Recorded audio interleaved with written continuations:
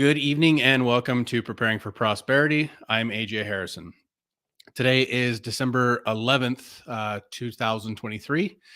It's a Monday, and we are trying our new broadcast time at 6 p.m. Mountain Standard Time. End of the day, maybe let it be a little bit easier for folks. So, Mondays are our recap show. It was a pretty big weekend. We worked.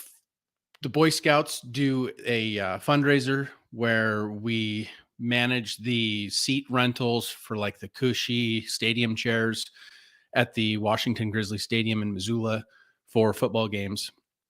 And the Grizz were in the quarterfinals, I believe, last week. So night game, which is why we didn't do a live stream last week. And I didn't get around to doing a podcast on Friday, but we'll get around to that in a little bit. So, we had to be in town we had to leave for town at 3:30, be there at 4:30 so that we could get everything all set up, seats uncovered out of storage, go from there. We got out of the stadium at about a quarter to midnight. It was actually kind of a nail biter at the end. Saw the last few minutes of the game. I'm not a big sports person. I could really care less. I've got 1,000 other things that I would rather do with my time, and I have way more important things to focus on. So when we go, we don't go do a lot of this fundraiser for the simple reason that my boys and I were not into sports, but we do one a year, and this was our one a year. And I was kind of hoping that we got away with not having to do it, but then we got to the postseason, and then they were kind of short last week, so we did it. And the Grizz are in the semifinals this weekend at Washington Grizzly Stadium at, I believe, 2:30. I don't know exactly what time, but they're playing for the semifinals this weekend, home in Missoula. So there's another one to go work, but we're not doing that. So by the time we got home, it was about 12:45 Saturday, and we had a breakfast with St. Nick at church on Saturday morning, which is a big pancake breakfast with bacon, with oranges, with orange juice, with all the fixins. And they set the sanctuary up to where there's, Santa Claus is in there, and the kids can sit on Santa's lap and get a picture with Santa that's, it's a 5x7 by a professional photographer, and then they swing around on their way out of the sanctuary and they get a present, and it's all free. It's a church outreach program. We do it every year, and it's fantastic. And there was a lot of kids, like 250-ish some odd kids. Lots of pancakes, lots of bacon. Went through 1,500 slices of pre-cooked bacon like it was nothing. And then I ended up having to quickly thaw and cook another 18 pounds of bacon while the other guys were working on pancakes. So super fun, super tiring. I got home and all I wanted to do was take a nap, but we had pigs to go get and had a fire call. So I went and tried to take care of that, missed the truck. So I came back home. Little man's nap time was then. So I went ahead and put him down for his nap, cuddled with him for a little bit. And the next thing I know, it's an hour and 45 minutes later, I was sawing some serious logs. The only reason I woke up was because I got a text from the lady that we were getting our pigs from that said, "Are you still coming for pigs today?" So the Preparing for Prosperity actually didn't get any posts for the pigs yet. I've got some videos and some pictures taken that I need to get up on my personal Facebook page. There's a couple pictures on there, but we'll get some on there. And my wife's been doing a lot of Facebook, Instagram stuff on her social media accounts with them as well. So we got 2 Idaho pasture pigs. They are females. One is Henrietta and the other is, oh geez, I can't even remember the name. My wife's going to shoot me now. So they are 9 weeks old, and they're just fantastic little creatures. We're super enjoying them. We set the greenhouse up for them. Greenhouse is not heated, but the pigs basically just need to be out of the wind, or a place where they can be out of the wind.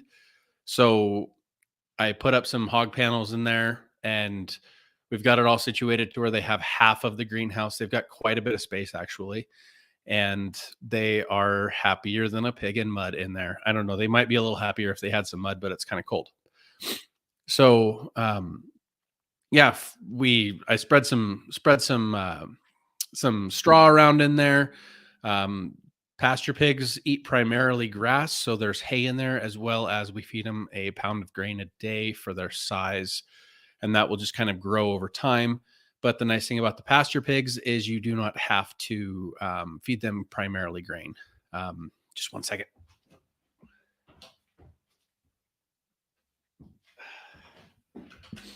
All right, the joys of being in the tiny house.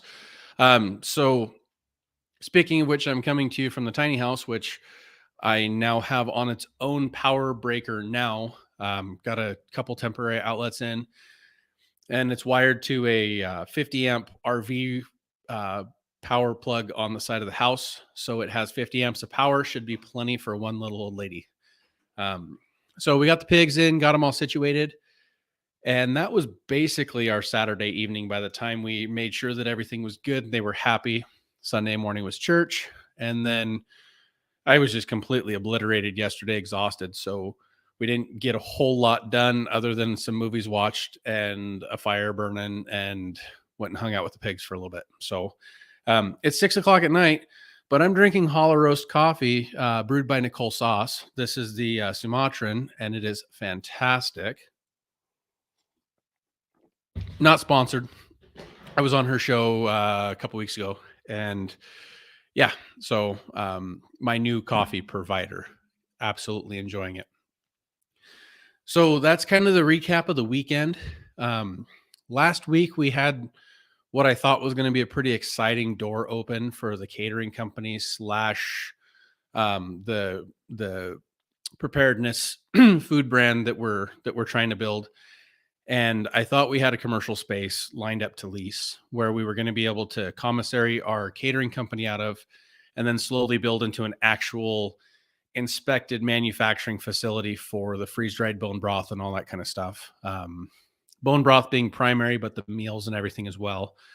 Right now, we can do some individual sales, but I can't do any sort of shipping across state lines, and we really want to get to that point. So, 1,200 square foot facility on a commercial septic. It was kind of an L shape with a big storage room in the back. It was gonna cost about $6,000 or $7,000 to get the sinks and the dishwasher and everything. We already own the sinks and the dishwasher, so getting the plumber in there, cutting the concrete, tying in the drain, grease trap, all that kind of stuff to get us operating out of there as our dishwashing pit, commissary slash storage for all the catering stuff, to get the homestead really cleaned up of all the catering stuff, get it out of the driveway, make everything just a little bit more simple and clean, as well as being able to kind of divorce our daily life from the catering company to where it's not just all up in our business all the time. The truck takes up a lot of room in the driveway. So from there, knowing that we had that space and that it was a large enough space, I started really going down the rabbit hole of the certifications for selling the freeze dried goods at a wholesale level across state lines to some stores, building a business plan on how we'll kind of add machines and all that. And then I found out that the commercial septic that the facility is on is actually at capacity and can't take any more fixture units. So they wanted us to kind of pay to upgrade their septic system, add another storage tank, a couple other things, and just kind of told them, it's not. I can't justify putting $15,000 to $30,000 in your facility for me to then have to rent.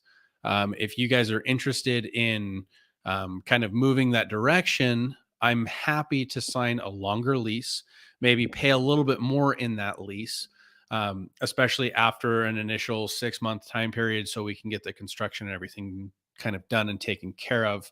If we needed to sign a 3 or 4 or 5 year lease, it wasn't something I wasn't opposed to. So we're still waiting to hear back on that. It looks like that one's died. But it kind of turned into all consuming the tail end of last week. I mean, it's the moneymaker. It's how we pay the bills, and it's how we want to diversify while not starting two separate entities. In the past, I've done it to where I'm catering, but I'm also doing construction, and they don't mesh super well together. It's pretty easy to have catering vehicles, and then my truck is set up for construction, so that's okay. But trying to schedule doing work as well as getting catering stuff done, it's just overly complicated. And so we want to diversify and build not only the brand but build our income revenue streams. And I want to keep that as close to the same niche as possible. And so we have a food company already. We have a lot of I have a lot of certifications for that food company. We have licensure for that food company. It's not hard to compound and add on top of that, especially when it's freeze-dried stuff, and that's a passion of mine. And it's one of the days of the week of the podcast. So it just seems like a really worthwhile direction to go down, especially with the multi-use of the facility. Doing the dishwashing and stuff, and not having to travel 50 miles to use our commissary kitchen, because there's not a lot around here, because of there's not a lot of municipal sewers, and the one we were using the next town over, they are no longer in operation, and it's been since gutted and turned back into space. And I didn't like having to drive that far to work every day anyway. Not that I mind commuting, but with it seemed like I was down there 2 or 3 times a day, and that's a lot of gas and travel time to go back and forth.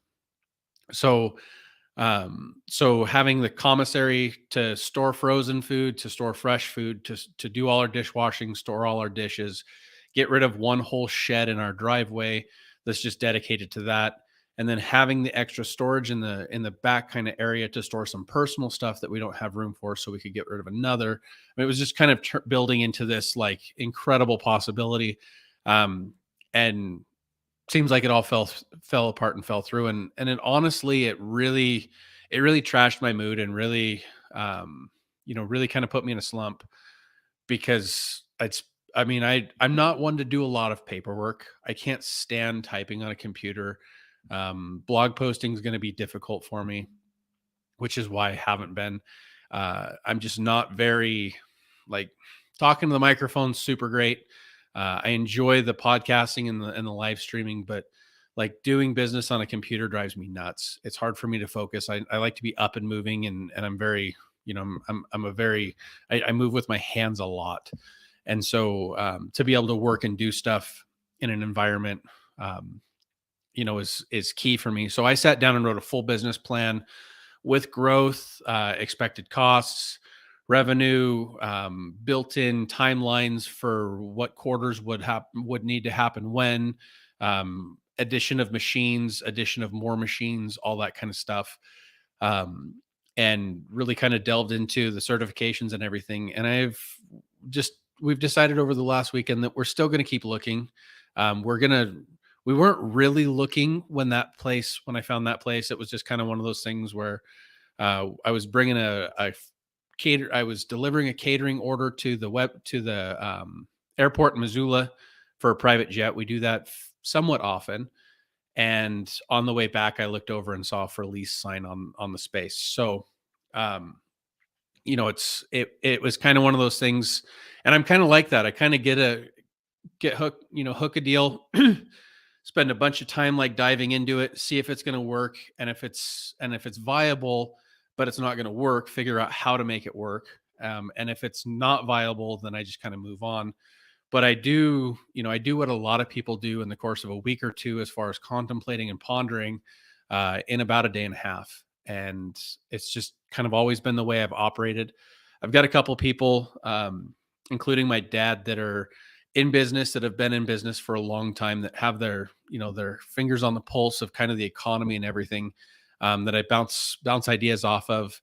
And I was getting nothing but go for it's from everybody. I was kind of leaning on to provide that opinion, and that that third eye, that outside objective opinion. So So we're gonna, we're really pushing to see what we can do now and kind of go from there.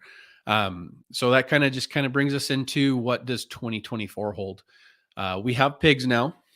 We still have, I believe, we have 15 chickens. They they kill my asthma. The dander does, and so I have nothing to do with them other than you know complaining because they're molting and we're not getting eggs. So we've got the chickens.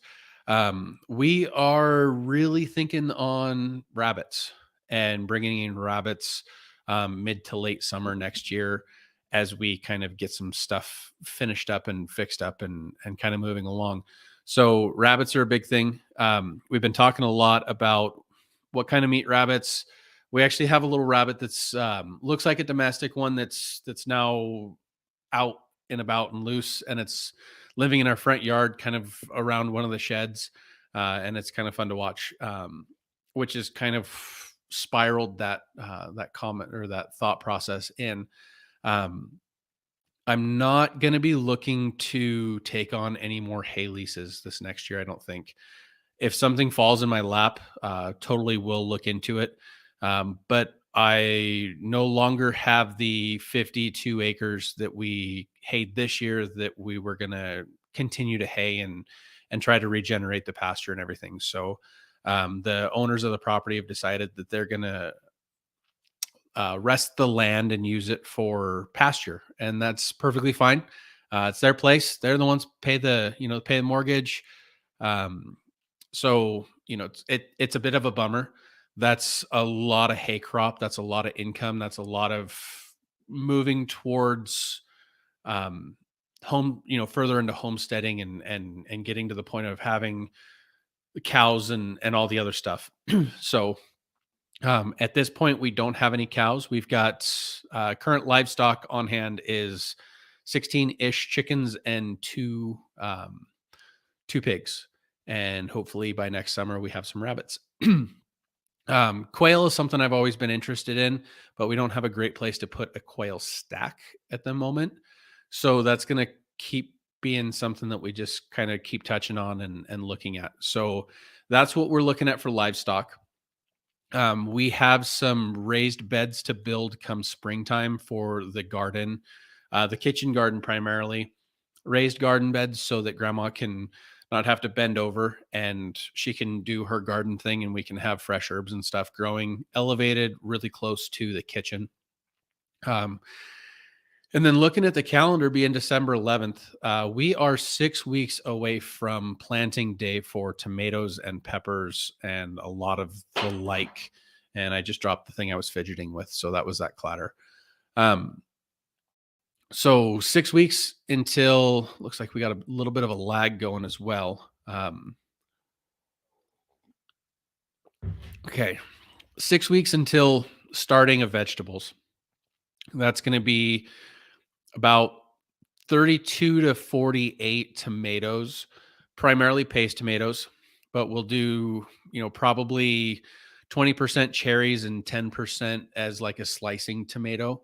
Um, Not really focusing on what we're going to sell at this point, but mainly getting the paste tomatoes and everything. One, having some tomatoes to use in general life, but having tomatoes that we can start canning earlier because I would really like to do several successions of tomatoes this year, having the greenhouse.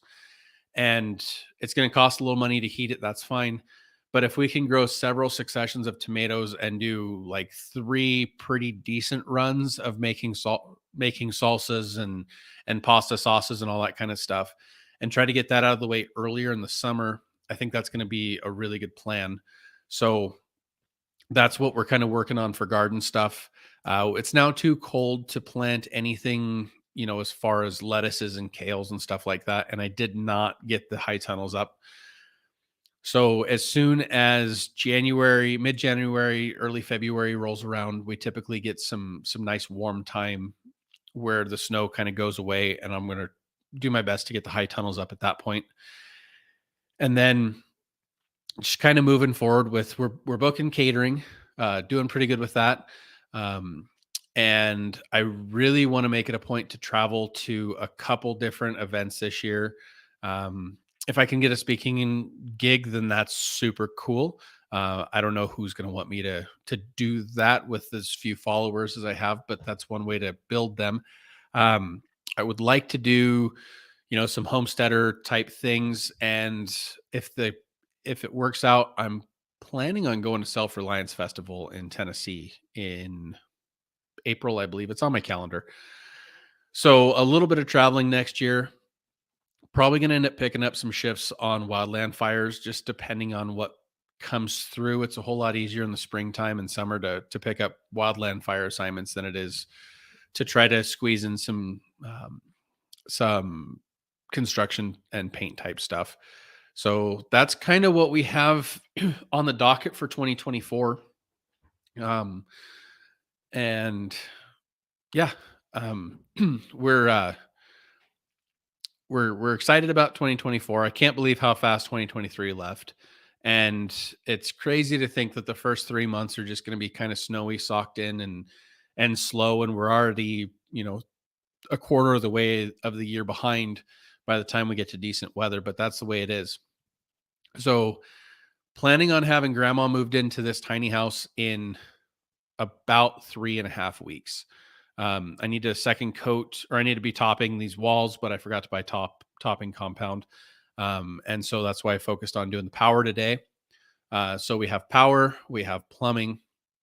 It's just a matter of some topping on the walls. Now that we actually have actual power out here, I can hook up the 220 heaters and heat it up in here. And flooring will be a cakewalk. We're not gonna get too crazy with the kitchen or the shower. Just gonna give her basically a powder room for the time being. Floors, little vanity, and a toilet, and then we'll work on tiling the shower as we go.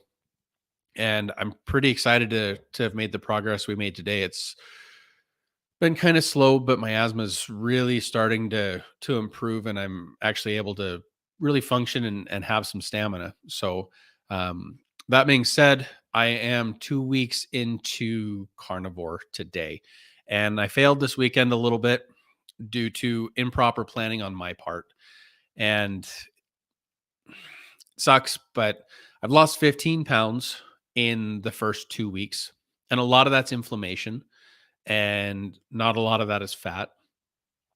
But especially with asthma, you carry a lot of inflammation in your chest, and it just kind of compounds the amount of inflammation you have. So I'm wearing pants that are already a size smaller. So I'm back into size 36-inch waist pants, and my large shirts are now starting to fit. And it's easier to wake up in the morning, it's easier to function. I did notice immediately when I strayed from the diet and ate Pizza Hut at the Grizz game. Um, it, it- I felt like I was going to be sick. Lots of just grease and the carbs and everything, and so today was a little bit tough to get back into the swing of things. And I cheated a little bit, but tomorrow I'm not going to cheat at all. And it's hard when you do something like that and then you stop getting back into the groove of things. And that's why I'm not a big fan of cheat days on diets, because it doesn't I can't see it doing any good to be good all week, to work out, to fast, to eat clean, and then you just eat a bunch of empty carbs and calories and stuff on the weekend, and then feel like junk for a couple days. So, got to get back on that. I am planning and guaranteeing that I'm going to cheat on Christmas. We're having prime rib and ham, and I'm going to have me some potatoes, and I'm going to have me some stuffing, and we got sourdough cinnamon rolls for breakfast. And so, yeah, it's going to be good. And then I'm going to get right back on the bandwagon and see how far we can go. I do have blood tests that we're going to do the first week of January, midweek or so, to get like a 30-day, or a 30-day post blood work done, just to check some levels. I am using a new program in my custom care unit, which will be the topic of Friday's show, by the way, this week. And the custom care is a microelectric current device. from the, you know, non-Western medicine style, homeopathic, naturopathic side of things. And it's a device I've used a lot for not only my asthma and my lungs, but my liver and my kidneys. And so, while expensive, I feel like it's a worthwhile investment. And so I'm just going to chat about that. But I've got a new one on there for my thyroid because my thyroid count is off. So at 30 days, we're going to recheck all the things, see where we're sitting, see if we're making any improvements. And I'm pushing the vitamin D and a bunch of other supplements just to kind of see how far we can kick this thing and go from there. So, with that, we're just shy of 26 minutes. I want to remind everybody, if you are subscribed, you're already in on it. If you're not subscribed, we are doing a subscriber giveaway when we hit 100 YouTube subscribers. And we are going to be giving away a custom coffee cup with our label on it, as well as a variety of hollow roast coffees made by Nicole Sauce, who we were on her podcast 2 weeks ago. So we're excuse me, I'm starting to cough a lot. We're gonna put that on as soon as we hit 100 subscribers. I'm guessing it's gonna take till mid-January before we do that. But hit subscribe, comment, and yeah, I'm looking forward to 100 subscribers. I'm looking forward to getting there, and we will. With that, we'll see you on Wednesday with freeze dryer content. And till then, have a great week.